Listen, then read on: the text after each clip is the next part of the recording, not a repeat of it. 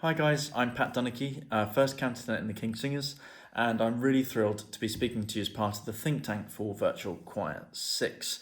What you're doing by being part of Virtual Choir 6 is truly extraordinary. It's helping to keep the choral arts and a noble tradition of choral singing alive at one of its most difficult points. When I was trying to work out what to talk to you about, my wife challenged me to do a history of choral singing in 5 minutes. So that's what I'm going to try and do. Here's the introduction done. I'm going to start the stopwatch shortly and try and give you my version, very fast and very general, of how modern choirs came to be. Good luck to me. 58,000 BC is the date of the earliest ever discovered human hyoid bone. Hyoid bone sits on top of the larynx and enables speech and singing, and so probably by 58,000 BC there was some kind of noise like singing being made by humans.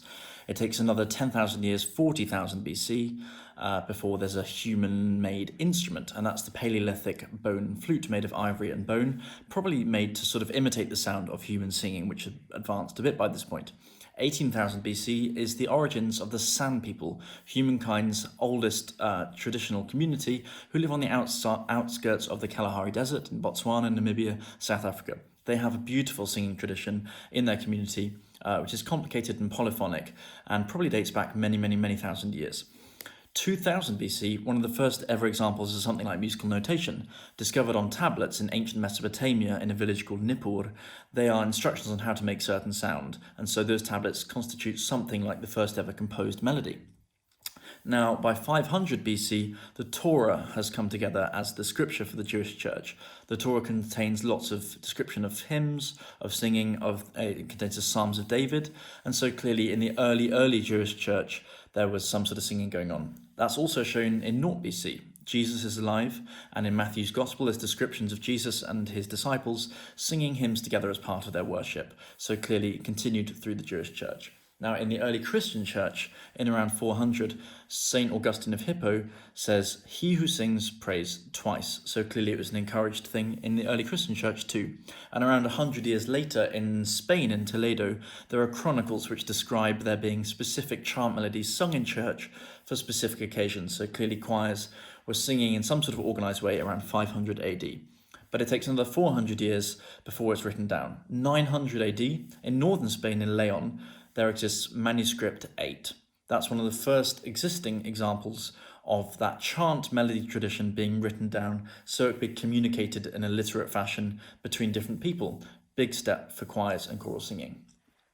In Paris, in France, in around 1150 through to about 1200, there's a huge development of singing, particularly in notated singing, because Léonin and Perotin, two musicians from the Notre Dame school, start compiling compositions in 2, 3, and 4 parts, which can be sung by groups of people.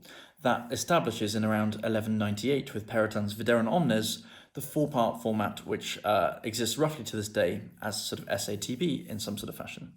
Around from 1200 through to 1500, Europe is dominated by the Catholic Church, and so is the tradition of choral singing. And so inside the church, there's a huge flourishing of choirs and of sacred music. In 1441, for example, the King of England establishes King's College, Cambridge, and with it a choir of men and boys that have continued singing the daily services right through until today. What an incredible tradition. Outside of the church, however, there's also amateur singing and folk music in some sense.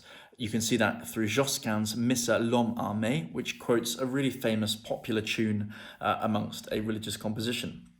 Now, in 1517, there's a huge challenge to the Catholic Church's power. That's in the form of Martin Luther and the beginnings of the Protestant Church. As well as dividing the Church two ways into Catholic and Protestant, that movement also divides music.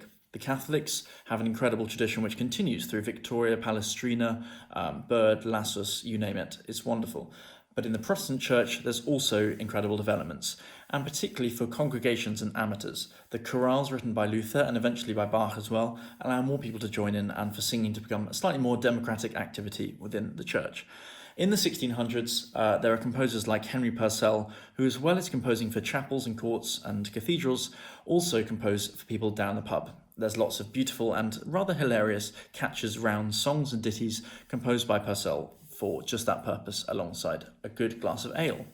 In 1715, there is the first ever Three Choirs Festival. That's a festival that happens where the cathedral choirs of Hereford, Worcester and Gloucester come together to sing larger works than they normally would do in the course of church services, which leads neatly into 1817 and the first ever choral society, and that's Halifax Choral Society up in northern England. That's amateur singers coming together to sing their parts in larger choral works, such as eventually Mendelssohn's Elijah and some such.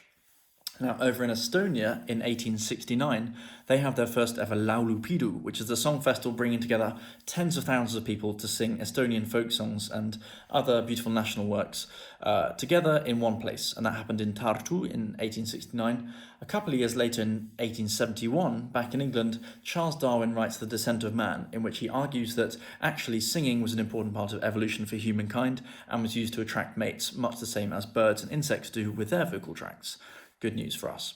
Now, through the 20th century, singing explodes, and particularly amateur singing explodes into lots of different arenas. Here's a few important bits. 1910, Dame Ethel Smythe, a British female composer, writes The March of the Women, and that's an anthem which is used for the women's suffrage movement. She eventually gets locked up, but she leads sing-alongs from her jail cell in Holloway in London. Now, in 1914, there's the outbreak of World War I.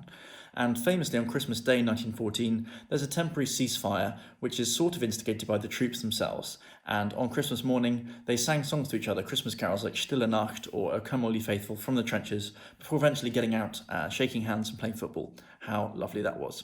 Now, a few decades later, in the 1960s and 70s, there begins the tradition of professional touring concert choirs. And so in 1962, the Swingle Singers give their first show. 1968, the King Singers give their first concert.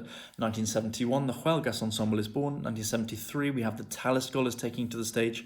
1979, the 16 gives their first show. And so there begins a tradition, and a beautiful tradition of people touring the world giving concerts of choral music. And that exists right through to today. Now, the Cold War grinds on all over Europe, and through the 1980s, there is the struggle against apartheid in South Africa. In 1990, eventually, Nelson Mandela is freed from his jail cell, but the campaign he's led up to that point has had music at its core, including the song Nkosi Sikelel' Afrika, which is now the national anthem of South Africa and one of the most known and loved songs all over the world. Fast forward a little bit to, say, 2015 onwards, and there's been lots of examples where singing en masse has become part of important historical events. When Ariana Grande's concert in Manchester was bombed, a few weeks later, people came back together for mass sing-alongs concerts as part of One Love Manchester. Also in Hong Kong, there's been protests going on, throughout which one song has helped keep the protesters motivated through all of their struggles. In Paris, a few years ago, Notre Dame's ceiling caught fire, and as people watched the cathedral burn, they sang songs and hymns together in the streets in solidarity. And we get to 2020, and it's coronavirus, and for the first time in a very long time, legally, we're not allowed to come together to sing as part of choirs anymore. But I thank you for taking part in Virtual Choir 6 and keeping this beautiful flame of choral singing alight by doing your bit virtually to keep choral singing alive.